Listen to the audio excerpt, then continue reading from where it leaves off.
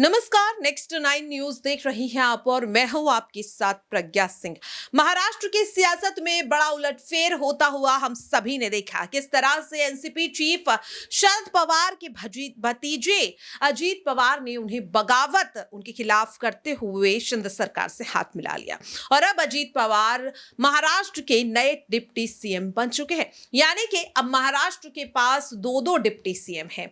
सवाल लगातार ये उठ रहा है कि अजीत पवार का शिंदे सरकार में शामिल होना, अब इसके बाद आखिरकार शरद पवार का क्या कुछ रुख होगा। तो आपको बता दें कि अजीत पवार की इस बगावत के खिलाफ अब शरद पवार अपना फैसला सुना चुके हैं। यानी कि अजीत पवार समेत तमाम वो विधायक जिन्होंने कल शपथ ली है, उन्हें अयोग्य करार करने की याचिका पर सवाल उठ चुका है। यानी कि जिस तरह से हमने देखा साल 2022 में एकनाथ शिंदे ने उद्धव ठाकरे से बगावत की और उद्धव ठाकरे ने जिस तरीके से विधायकों को अयोग्य करने की याचिका को दाखिल कर दिया था, आप सभी जानते हैं कि किस तरह से 16 बागी विधायकों की अयोग्यता पर अभी तक फैसला नहीं आया।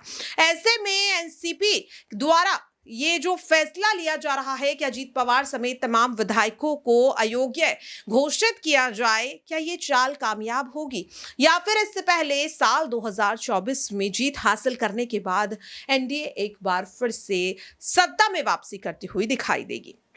दरअसल आपको बता दें कि एनसीपी में अजीत पवार की बगावत के बाद पार्टी किसकी होगी इसे लेकर खींचतान शुरू हो गई।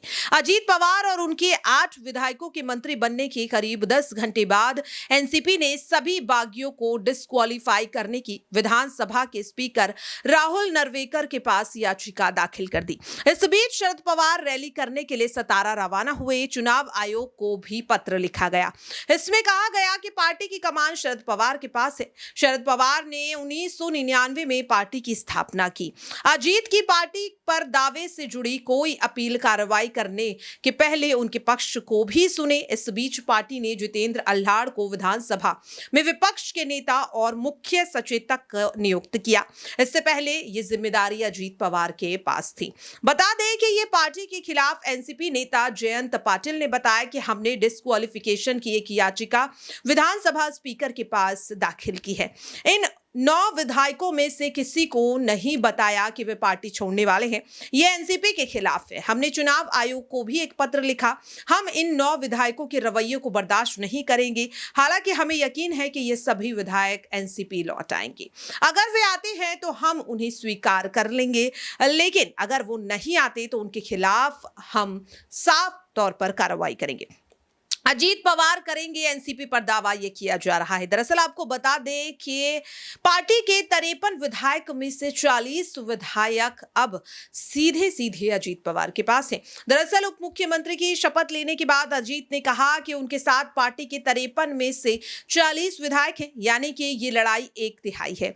उन्होंने एनसीपी छोड़कर शिवसेना का दामन थाम लिया है और अब ऐसे में एक बार फिर से महाराष्ट्र की सियासत में सब कुछ रिपीट होता हुआ दिखाई दे रहा है। जिस तरह से उद्धव ठाकरे अपने शिवसेना को बचाने के लिए आज तक जद्दोजहद करते हुए दिखाई दे रहे हैं, क्या अब अजीत पवार इतिहास को फिर से दोहरा रहे हैं और शरद पवार क्या एक बार फिर से उद्धव ठाकरे की तरह ना घर के रहेंगे ना घाट के?